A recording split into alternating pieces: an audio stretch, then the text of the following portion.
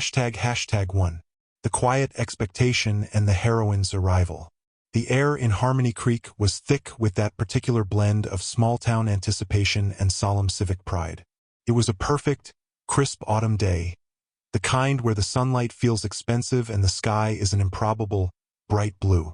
I was pressed against the temporary barrier that cordoned off Main Street, my knuckles white on the metal rail. My heart was thudding a nervous, irregular rhythm against my ribs. Not just for the parade, but for her. My name is Alex, and for the last 15 months, my world had been divided into two states. Before Sergeant Major Eleanor Ellie Vance deployed, and now, the interminable wait for her return. Ellie wasn't just my older sister. She was a legend wrapped in fatigues, an impenetrable wall of discipline and brilliance who had somehow chosen the rigorous, unforgiving life of a combat engineer. And today she was coming home. I'd staked out my spot early, right at the corner where the main viewing stand ended. It was the perfect vantage point. My parents were further back, huddled with neighbors, but I needed to be here, alone with my churning excitement. I had practiced what I would shout. Nothing silly, nothing childish, just a loud, clear, "Welcome home, Ellie. I love you." It felt important to deliver that message with the weight of every silent prayer and every sleepless night I'd endured. The band started first, a wave of triumphant brass that momentarily drowned out the crowd's chatter. Then came the motorcade, followed by the local dignitaries, and finally the reason for the gathering, the unit. They were a tight, synchronized formation of men and women, each step hitting the asphalt with the precision of a metronome. They looked simultaneously exhausted and invincible. And then I saw her. Ellie was near the front, her uniform immaculate, medals glinting under the afternoon sun. She was marching in the position of honor, a testament to her recent tour and the commendation she had earned. Even from 20 feet away, I could see the severe focus in her eyes, the 1,000-yard stare common to those who've spent too long looking at distant horizons and immediate threats. She was the embodiment of the professional soldier, utterly composed. "Ellie!" I yelled, leaping up and waving both hands wildly, forgetting my pre-planned, dignified greeting. "Ellie, it's me. Welcome home." My voice was swallowed by the surrounding roar of generic applause, but she was close enough that I knew she heard me. Her eyes were tracking the space just above the crowd, adhering strictly to the military mandate of maintaining formation and ignoring civilian distractions. As she drew parallel to me, our eyes almost met. For a fraction of a second, I thought I saw a flicker, a slight softening of the jaw, a ghost of the familiar crooked smile I knew from childhood. But then it vanished. Her gaze swept right over my head, registering nothing but the texture of the air. Her face remained a rigid, beautiful mask of neutral, professional composure. She marched on, her pace unbroken, her focus absolute. It was as if I were a piece of the scenery, a lamppost, a forgotten fire hydrant. The silence that descended upon my immediate area was deafening, a vacuum created by the sudden, sharp deflation of my excitement. The roar of the crowd seemed to mock me. I lowered my hands, the metallic taste of disappointment rising in my throat. It was a public rejection, swift and absolute, executed with the cold efficiency of a drill sergeant. I told myself it was protocol, duty, discipline, but the sting was real. After 15 months of agonizing separation, she had come home and looked right through me. I swallowed hard, feeling suddenly small and ridiculous, an ignored civilian in the presence of a genuine hero. The unit marched on, and I was left staring at their receding backs, nursing a fresh, unexpected hurt. #2. The crowd's recognition and unexpected fame. The sting of Ellie's non-recognition lasted only a few agonizing seconds, quickly replaced by a hot wave of embarrassment. I pulled back from the railing, trying to melt into the background, my cheeks flushed. The parade unit, with my sister at its core, continued down Main Street, drawing the main focus of the community's thunderous cheers. I tried to refocus on the genuine spectacle, the pride, the flags, the noise, but the small, sharp wound of her indifference made it difficult. I was mentally compiling a list of rationalizations. Asterisk, she's in formation, She's not allowed to break protocol. She's still in war mode asterisk when I heard it. It wasn't the general, patriotic roar. It was a specific, closer sound, starting just a few feet behind me. Wait, is that Alex Vance? I stiffened. I hadn't used my full name when yelling for Ellie. How could they possibly know?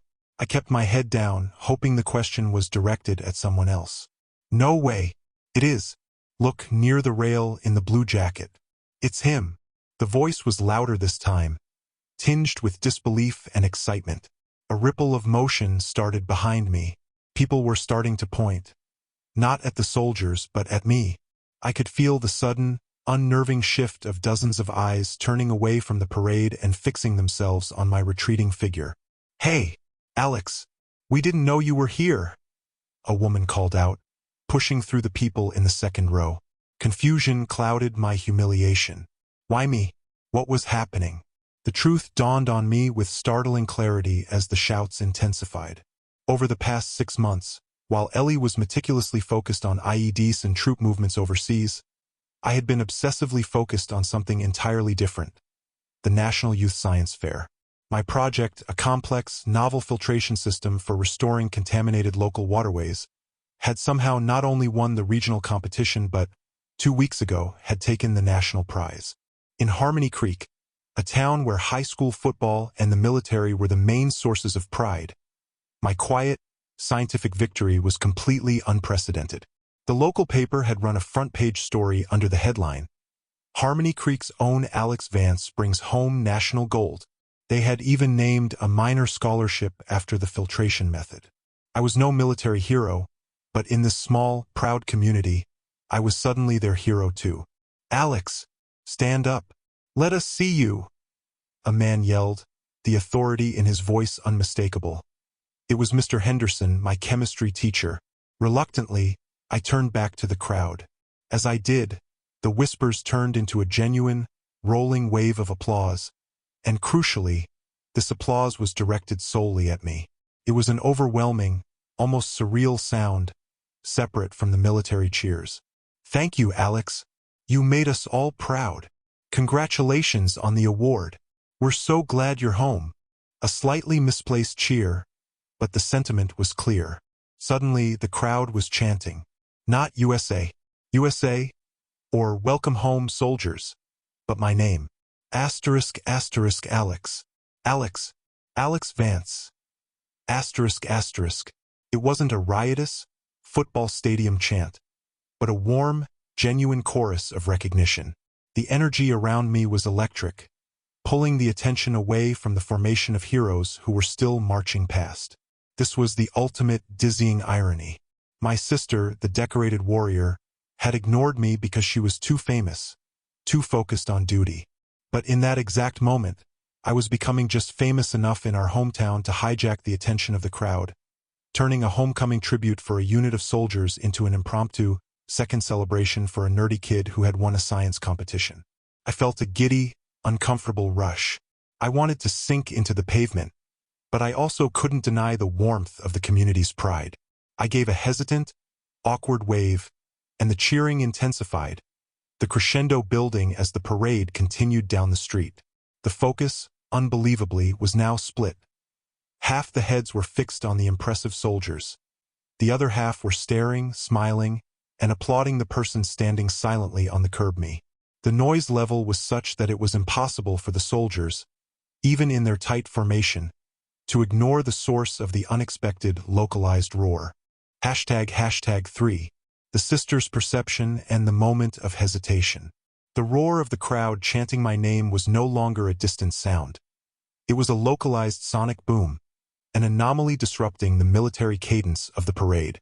The energy of the applause became palpable, vibrating through the asphalt and up into the soldiers' boots. Sergeant Major Eleanor Vance was the epitome of professional focus. Her spine was a rod of steel, her head held level, her eyes fixed 300 yards down the street. She had trained herself to filter out every extraneous sensory input: the heat of the sun, the tightness of her pack, and especially the emotional noise of the civilian world. That discipline was why she was leading the formation. When she passed the corner where her parents and brother, Alex were supposed to be, she had performed the mental equivalent of a systems check. Asterisk family noted. Emotion suppressed. Focus maintained. Asterisk she had deliberately looked over Alex's head, not out of malice, but because protocol demanded that she not break form for a personal interaction. The discipline of the uniform trumped the affection of the sister. She knew she would hug him later. Now was the time for the mission. But as she marched past that exact spot, the celebratory cheers for the military unit, a familiar, expected sound, were suddenly overshadowed by a specific, jarring cacophony. It was too loud, too centralized, and utterly out of sync with the rhythmic clapping of the rest of the spectators. What is causing that disturbance? The professional part of her brain registered the anomaly immediately. An unexpected surge in noise levels meant a breach, a problem, or possibly a misplaced piece of equipment. Then, through the disciplined hum of her inner thoughts, a distinct sequence of syllables pierced the barrier. Asterisk asterisk Alex. Alex Vance. Asterisk asterisk. The name hit her like a physical blow. She tried to hold her gaze forward, to maintain the steely composure she had perfected through 3 tours. She tried to tell herself it was a mistake, a coincidence, perhaps another Alex from the town. But the sheer volume and the localized fervor of the cheering were impossible to ignore. It was an unmistakable focal point of noise, a genuine eruption of pride that was competing with the cheers for the returning unit. Her highly trained peripheral vision flickered. She could sense the entire front row of spectators turning their heads away from the moving formation and toward the curb. The entire structure of the parade was momentarily compromised. Ellie's internal conflict was agonizing. Her military training screamed, asterisk do not look. Maintain bearing. Do not break formation. Asterisk but the sister inside her. The one who hadn't seen him in over a year, the one who had just coldly ignored his eager wave, overruled the soldier. In a minute, almost imperceptible movement, defying every fiber of her training, her head tilted maybe 1 degree to the left. What she saw stopped her breath. There, still near the railing, was Alex. He was no longer waving desperately. Instead, he stood awkwardly, his face a mixture of mortification and bewildered happiness, giving a clumsy wave to a throng of cheering people who were looking only at him. Ellie felt the full weight of the scene. Her little brother, whom she had mentally dismissed as just the kid I need to hug later, was the unexpected center of the crowd's attention. He was being celebrated with the same fervor, if not more, than she was. The shock was multi-layered. 1. The recognition asterisk asterisk they know him. They are cheering for him. Asterisk. 2. The achievement asterisk she instantly understood the reason. The relentless stream of emails from their mother about the science fair thing. She had been too focused on deployment to fully register. He hadn't just participated, he had won big. 3. The guilt asterisk the realization that she had just marched past him. Her eyes completely blank, ignoring the one person she had yearned to see, because she was playing the role of the unapproachable hero. Now, the town was making him the hero of the moment. For a fleeting, perilous second, Ellie's expression broke. The severe, focused mask dissolved into something raw. A flicker of profound shock, followed immediately by intense pride, and then a crushing wave of guilt. Her jaw tightened, not from exertion, but from the effort of fighting back emotion. The professional veneer was cracking, revealing the deeply human sister underneath. The moment lasted only as long as it took for her to process the scene, perhaps 2 steps. Then, with a silent, sharp intake of breath, she forced her head back to the front, her gaze locking onto the distant horizon once more. The discipline reasserted itself, but the damage was done. The memory of Alex, bathed in the town's spontaneous applause, was now seared behind her eyelids. She knew then that she hadn't just ignored her brother. She had completely underestimated him, and she knew she had to fix it. ### 4.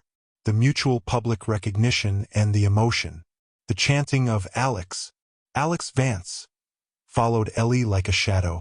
Even as her unit passed the epicenter of the noise, the echoes reverberated, shaking the disciplined silence of the marching column.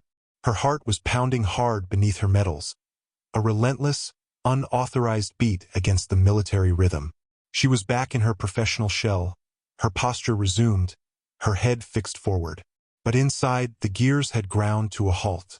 The image of Alex, no longer the little brother needing her approval, but a local champion basking in his own, earned glory, was overriding every piece of tactical information she was supposed to be processing. The guilt of her cold dismissal was a sharp, physical ache. I should have seen him. I should have given him a sign. The protocol suddenly felt meaningless, a cold barrier between her duty and her love.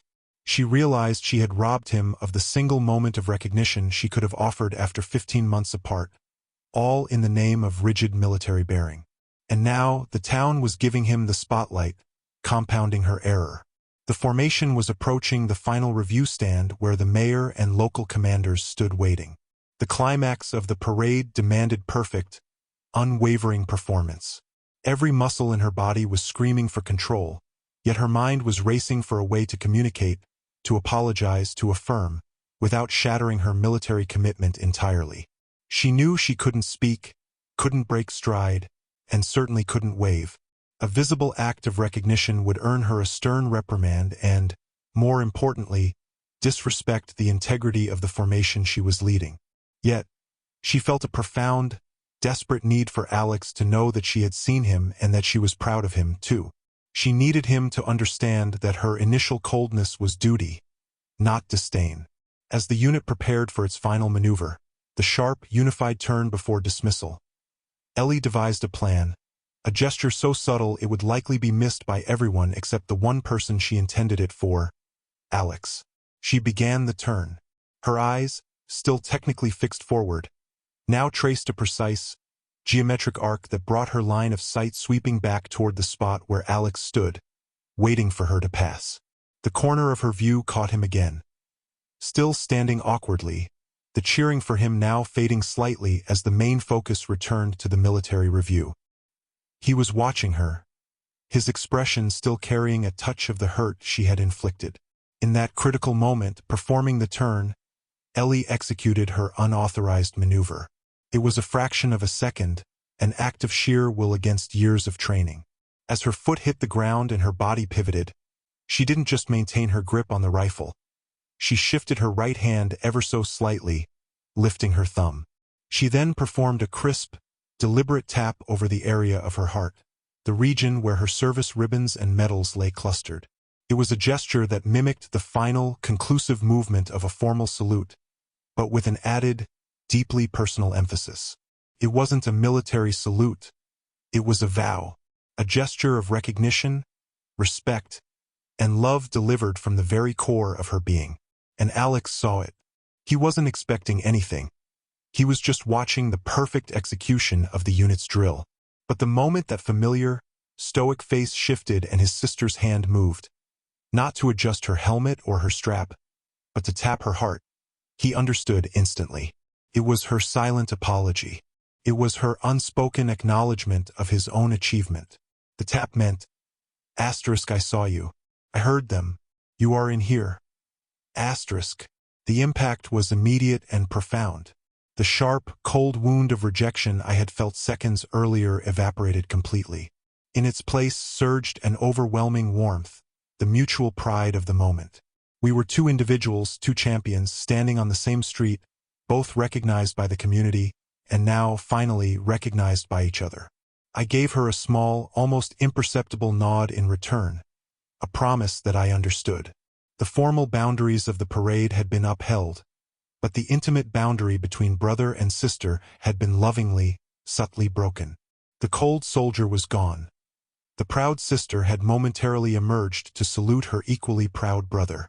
The noise of the town still surrounded us, but in that shared, secret moment, we were utterly alone, bound by respect and undeniable, fierce affection. #5. The personal reunion and the new family dynamic. The military formation finally marched past the review stand and peeled off toward the armory for dismissal. The roar of the crowd, satisfied and emotionally drained, began to dissipate, replaced by the casual din of a town packing up after a big event. I stood rooted to the spot for a moment, letting the intensity of Ellie's subtle, heart-tapped gesture wash over me. It was all the apology and recognition I needed. No words, no breaking of rank, just a profound, secret communication that validated my feelings and acknowledged my success. When the street finally cleared, I walked back to where my parents were gathering their chairs. My mom rushed forward, tears welling up. "Alex, did you hear that? They were cheering for you. It was incredible," she exclaimed, hugging me tightly. My dad clapped me on the shoulder, beaming. "They wouldn't stop saying your name. Even the general up there looked confused for a minute. You stole the show, son." I smiled, a genuine, easy smile this time. "They were cheering for the town, Dad. I just happened to be standing there." I knew the real victory was the brief, powerful moment with Ellie, a victory no one else in the crowd had witnessed. An hour later, the Vance household was a loud, chaotic explosion of warmth and aroma. The kitchen table was buried under casseroles, pies, and every regional dish Ellie had probably dreamed about for months. The house was full of aunts, uncles, and cousins, all vying for a moment with the returning hero. Ellie finally emerged from the hasty shower she'd been allowed. No longer the impeccable, unapproachable sergeant major, but just Ellie, dressed in a comfortable old sweater and jeans. The exhaustion was still visible around her eyes, but the steel had softened. When she finally navigated the throng and reached me, standing quietly near the fireplace, the room seemed to momentarily fade. She didn't start with a dramatic hug or a tearful embrace. We'd never been that kind of demonstrative family. Instead, she just stood in front of me, her hands tucked into her pockets, studying my face.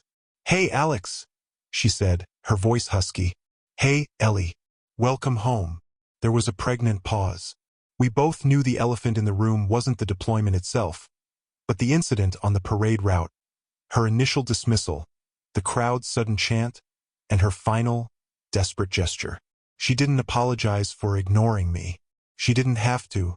"You know," she began, a hint of a familiar smirk playing on her lips.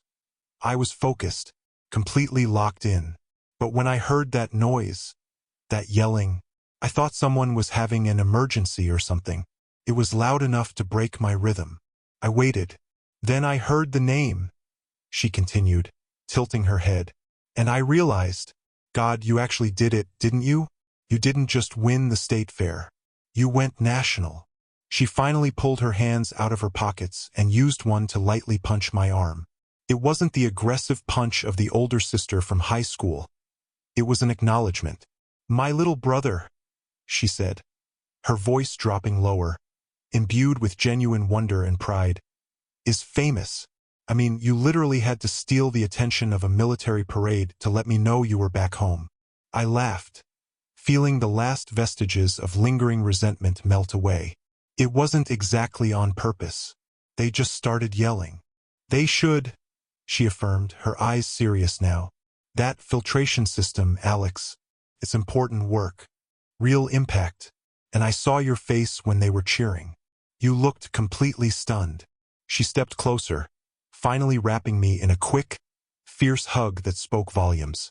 It wasn't the ceremonial hug of a returning soldier, but the heartfelt embrace of a sister who recognized a new reality. The incident at the parade solidified a new dynamic in our relationship. For years, I had been the kid looking up to the decorated warrior, the one who needed her protection, her guidance, her legendary courage. I was the quiet, nerdy one left behind. Now she looked at me differently. There was no more looking down from the heights of military heroism. There was a mutual, earned respect. She saw not just her brother, but a brilliant young man who had forged his own success and brought honor to his name and to the town through intellect and dedication. "We'll compare medals later," she whispered into my ear. A wry challenge that acknowledged our separate, equal spheres of achievement. The story ended not with tales of combat, but with the quiet understanding that while Ellie was a hero for defending the nation, I was a hero for solving a local problem. We were both heroes of Harmony Creek, and our sibling bond, once based on protection and aspiration, was now founded on unshakable, dual admiration. She hadn't come home just to be celebrated. She had come home to find that her little brother had grown up and achieved greatness entirely on his own terms.